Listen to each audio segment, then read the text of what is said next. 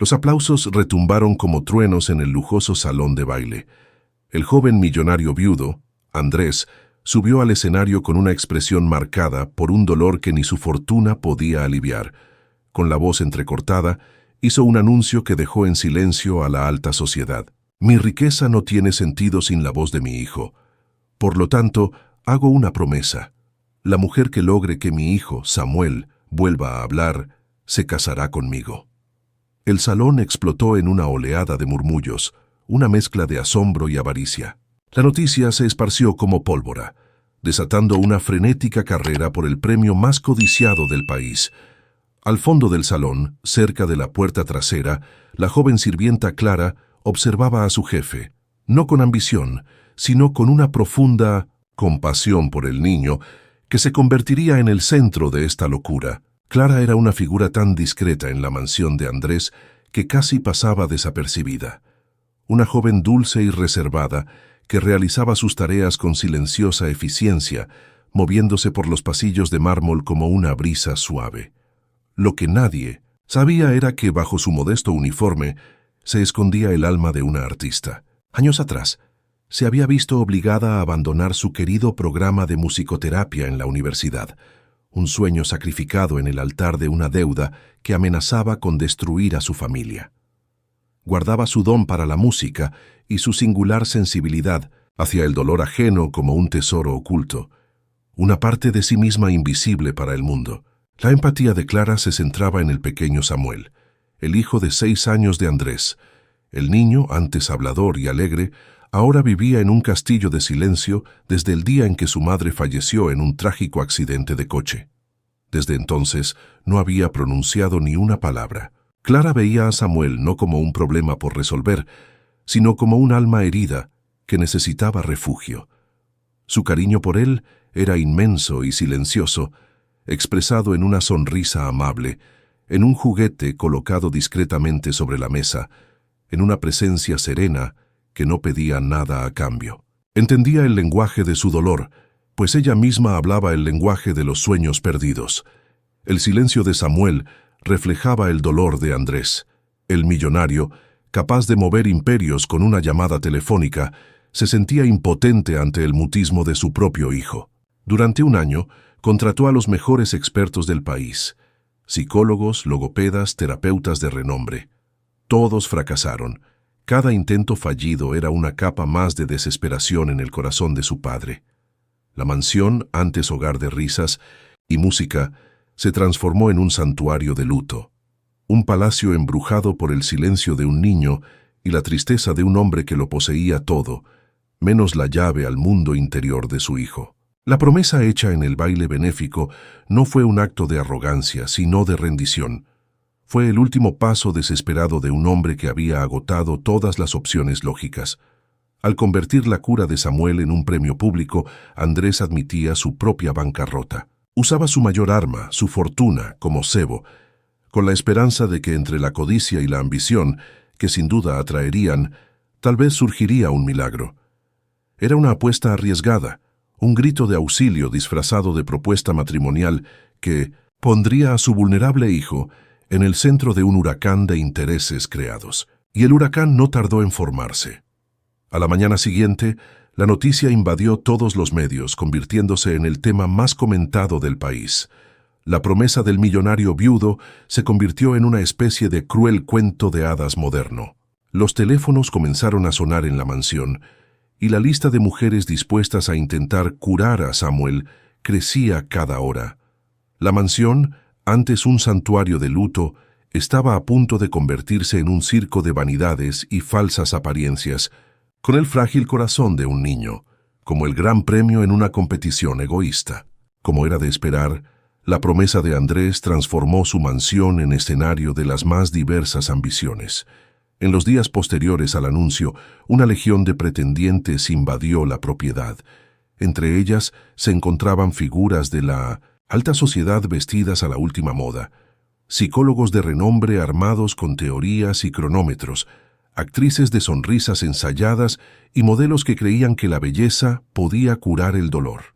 Cada una con su propia estrategia, pero todas con el mismo objetivo: conquistar al heredero millonario. La casa, antes lugar de luto, se convirtió en un desfile de vanidades. Samuel, el niño silencioso, se transformó en el trofeo en el centro de la arena, una caja fuerte que todos querían forzar a cualquier precio. La primera en intentarlo fue una celebridad de la televisión que llegó cargada de juguetes electrónicos caros y ruidosos. Creyó que podría sacar a Samuel de su silencio con luces intermitentes y sonidos estridentes. El resultado fue desastroso. El niño, ya asustado por la presencia del desconocido, se acurrucó en un rincón, tapándose los oídos con sus pequeñas manos, temblando. La mujer, frustrada por su falta de respuesta, subió el volumen, convirtiendo lo que debía ser terapia en una tortura. Al final del día, se marchó molesta, dejando atrás a un niño aún más traumatizado y una habitación llena de regalos inútiles y aterradores. Los pretendientes solo estaban asustando al pequeño Samuel. ¿Qué crees que realmente necesita para sentirse seguro y volver a hablar? Comparte tu opinión en los comentarios. Para Samuel, la casa dejó de ser un hogar y se convirtió en un lugar de emboscadas. Cada día llegaba una mujer nueva con un método distinto, pero todos compartían la misma energía depredadora en la mirada. Eran rostros extraños que lo obligaban a interactuar, a responder, a ser parte de un juego que no había elegido. Su silencio, nacido del dolor, se convirtió en un muro, una forma de autodefensa contra este constante asalto a su paz. Comenzó a esconderse en armarios, debajo de mesas, en cualquier rincón donde pudiera ser invisible. El mundo de Samuel, ya pequeño y frágil, se hacía aún más pequeño con cada día que pasaba. Desde la soledad de su oficina, Andrés observaba todo a través de las cámaras de seguridad, y la esperanza que había sentido el día del anuncio se transformó en amargo arrepentimiento. Vio el terror en los ojos de su hijo, la codicia apenas disimulada en las sonrisas de los pretendientes. No querían curar a Samuel, querían ganar un juego. Cada intento fallido era una puñalada en el corazón de su padre. Su acto desesperado estaba resultando ser un error monumental, una herida que, en lugar de sanar, profundizaba el sufrimiento de su hijo. Se sentía atrapado en su propia trampa, como un rey al que le prometían su reino, solo para verlo desmoronarse mientras los pretendientes destruían lo que más amaba.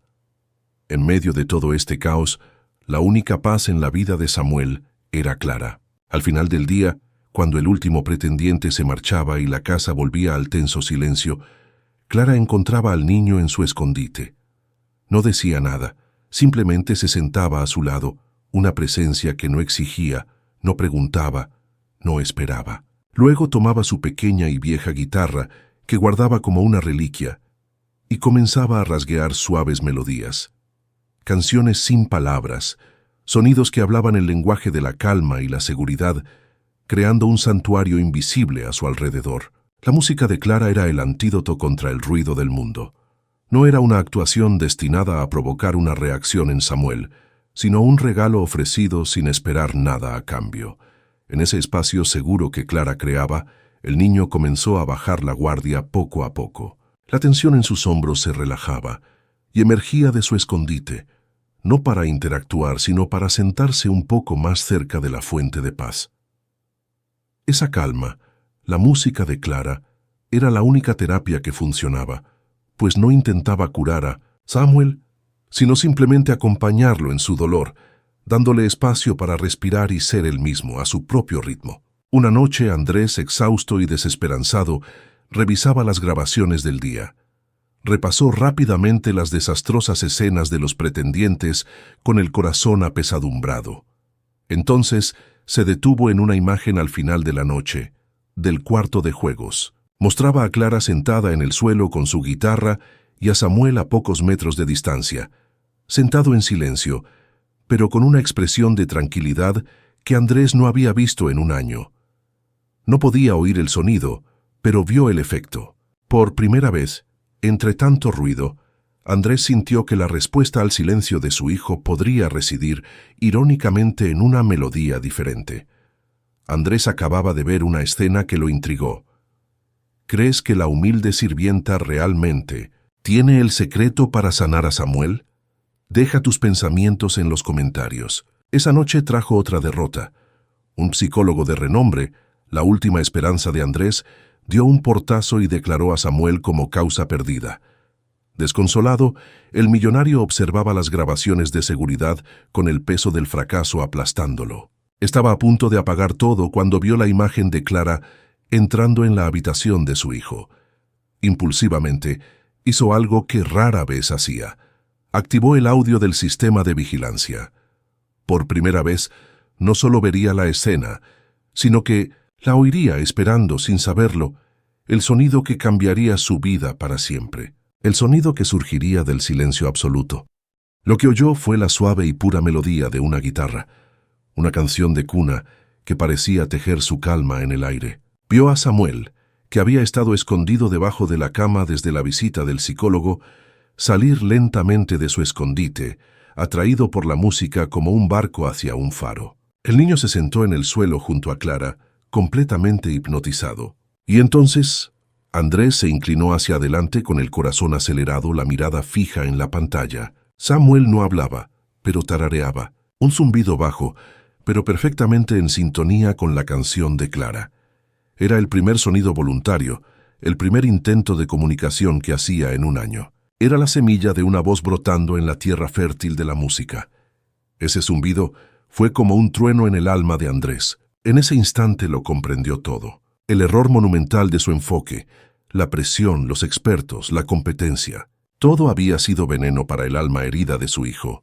La cura no residía en la ciencia ni en la fama, sino en la bondad, en la paciencia, en una melodía que no pedía nada a cambio. Finalmente comprendió que la respuesta al silencio de Samuel estaba allí mismo, en su propia casa, en la figura de la mujer más discreta e ignorada de todas.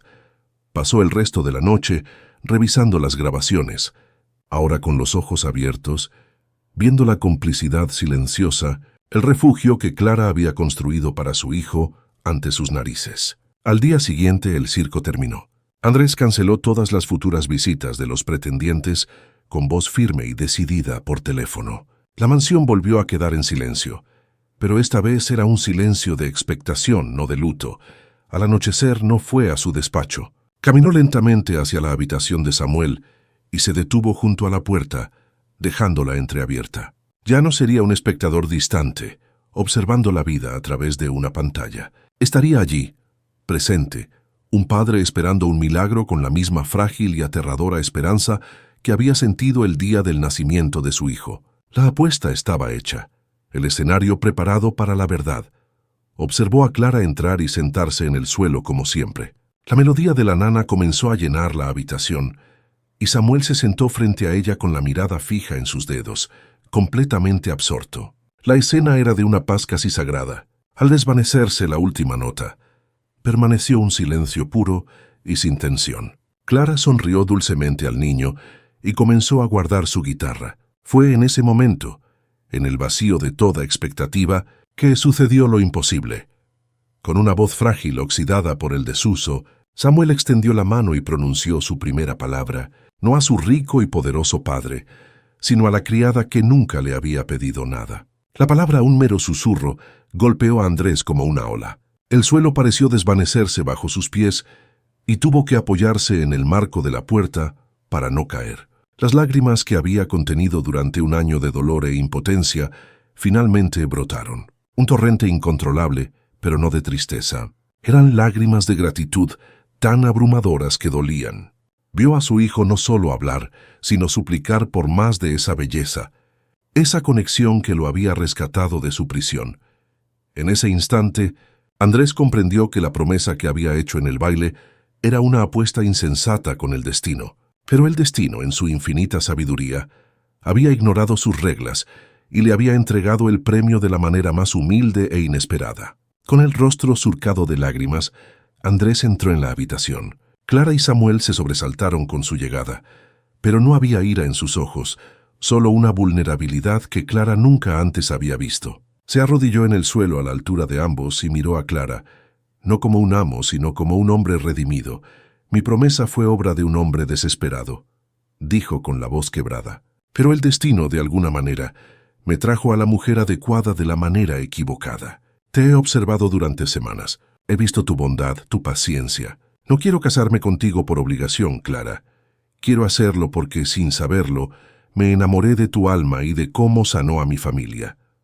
Al día siguiente, Andrés puso fin públicamente al circo que había creado. En un comunicado oficial, canceló su propuesta, afirmando que la sanación de su hijo era un asunto privado y que su gesto había sido un error, fruto del dolor. Pero fue más allá. Anunció la creación de la Fundación Valverde para la musicoterapia, una institución filantrópica dedicada a financiar programas de musicoterapia para niños desfavorecidos, y para dirigir la fundación, nombró a la mujer que le había mostrado el verdadero poder de la música. Clara no solo la sacó de la invisibilidad, sino que también le devolvió magníficamente la carrera y el sueño que había sacrificado años atrás por su propia familia.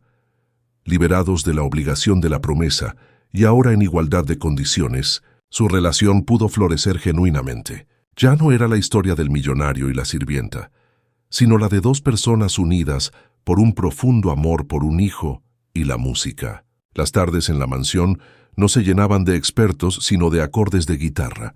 Andrés, torpe al principio, aprendió a tocar algunas notas con la ayuda de Clara. Los tres comenzaron a componer canciones cortas, melodías sencillas que narraban la historia de su nueva vida. La casa, antes un mausoleo de silencio y tristeza, se llenó poco a poco de la banda sonora más hermosa, la de la felicidad. Un año después, el jardín de la mansión, que antes había sido escenario de un baile benéfico y una promesa desesperada, albergó una ceremonia íntima y radiante. Andrés y Clara intercambiaron anillos bajo un arco de flores blancas, con la mirada fija, el uno en el otro. El paje, un niño de 7 años con una sonrisa que iluminaba toda la habitación, caminó hacia ellos con los anillos sobre un cojín de terciopelo.